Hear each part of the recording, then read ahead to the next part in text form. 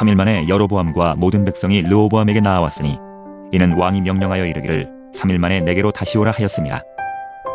왕이 포악한 말로 백성에게 대답할세 노인의 자문을 버리고 어린 사람들의 자문을 따라 그들에게 말하여 이르되 내 아버지는 너희의 멍에를 무겁게 하였으나 나는 너희의 멍에를 더욱 무겁게 할지라. 내 아버지는 채찍으로 너희를 징계하였으나 나는 전갈 채찍으로 너희를 징치하리라 하니라. 왕이 이같이 백성의 말을 듣지 아니하였으니 이 일은 여호와께로 말미암아 난 것이라. 여호와께서 전에 실로 사람 아히야로 느밧의 아들 여로보암에게 하신 말씀을 이루게 하심이더라. 온 이스라엘이 자기들의 말을 왕이 듣지 아니함을 보고 왕에게 대답하여 이르되 우리가 다윗과 무슨 관계가 있느냐. 이새의 아들에게서 받을 유산이 없도다. 이스라엘아 너희의 장막으로 돌아가라. 다윗이여 이제 너는 내 집이나 돌아보라 하고 이스라엘이 그 장막으로 돌아가니라. 그러나 유다 성읍들에 사는 이스라엘 자손에게는 르호보암이 그들의 왕이 되었더라. 르호보암 왕이 역군의 감독 아도람을 보냈더니 온 이스라엘이 그를 돌로 쳐 죽인지라. 르호보암 왕이 급히 수레에 올라 예루살렘으로 도망하였더라. 이에 이스라엘이 다윗의 집을 배반하여 오늘까지 이르렀더라. 온 이스라엘이 여로보암이 돌아왔다 함을 듣고 사람을 보내 그를 공회로 청하여 온 이스라엘의 왕으로 삼았으니 유다 지파 외에는 다윗의 집을 따르는 자가 없으니라. 르호보암이 예루살렘에 이르러 유다 온 족속과 베냐민 지파를 모으니 택한 용사가 18만 명이라. 이스라엘 족속과 싸워 나라를 회복하여 솔로몬의 아들 르호보암에게 돌리려 하더니 하나님의 말씀이 하나님의 사람 스마야에게 임하여 이르시되 솔로몬의 아들 유다 왕 르호보암과 유다와 베냐민 온 족속과 또 그 남은 백성에게 말하여 이르기를 여호와의 말씀이 너희는 올라가지 말라.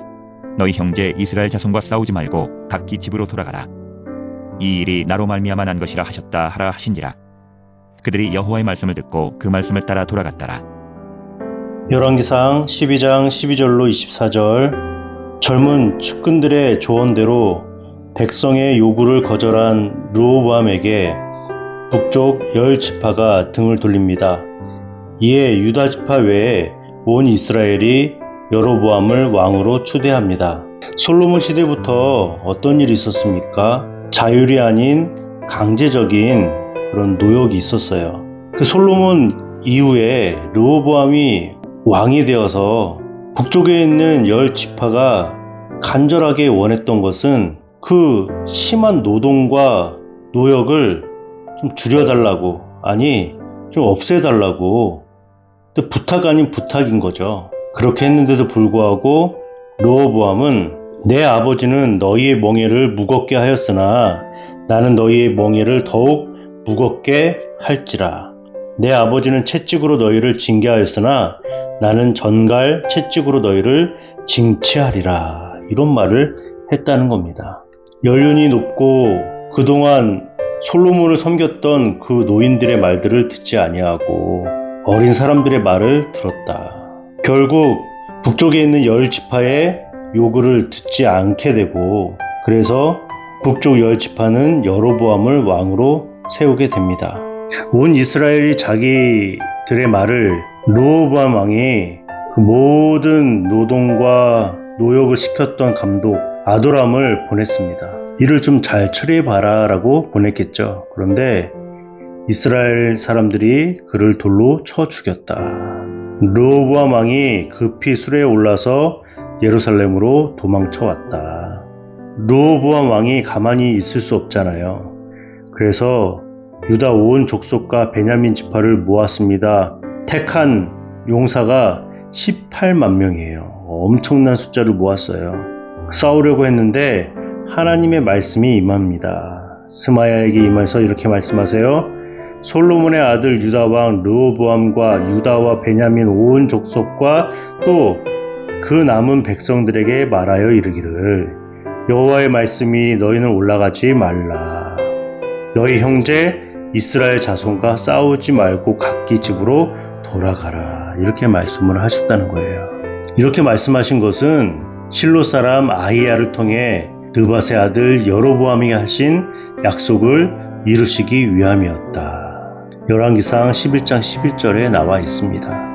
오늘 말씀을 통해서 우리가 깨달아야 될 것은 솔로몬은 하나님께 지혜를 구했습니다. 그 지혜라는 것은 듣는 마음이었죠.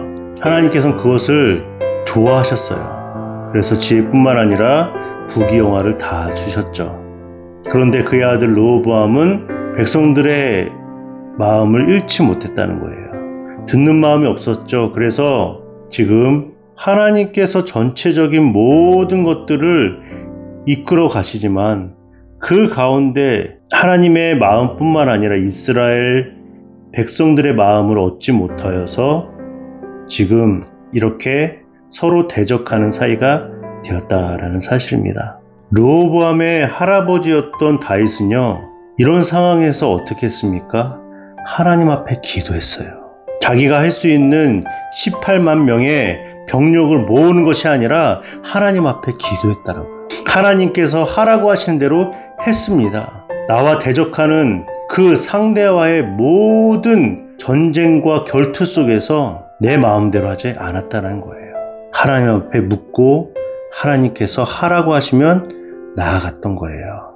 그런데 르호보암은 자기의 병력을 의지했던 것을 보게 됩니다. 그러니까 하나님이 막으시잖아요. 올라가지 말라. 이 모든 것은 여호와께로 말미암은 것이다. 우리가 하루하루 살아가면서 어떻게 이런 일들이 있을까라고 하는 많은 일들이 있습니다. 이거 뭐지? 왜 이런 환경과 상황들이 나에게 갑자기 닥쳤을까라고 생각이 들 때가 있다라는 거예요. 그런데 이 모든 것은 여호와께로 말미암은 것이다 라는 것을 알고 우리가 다른 것에 바쁜 것이 아니라 하나님 앞에 서야 된다는 사실입니다.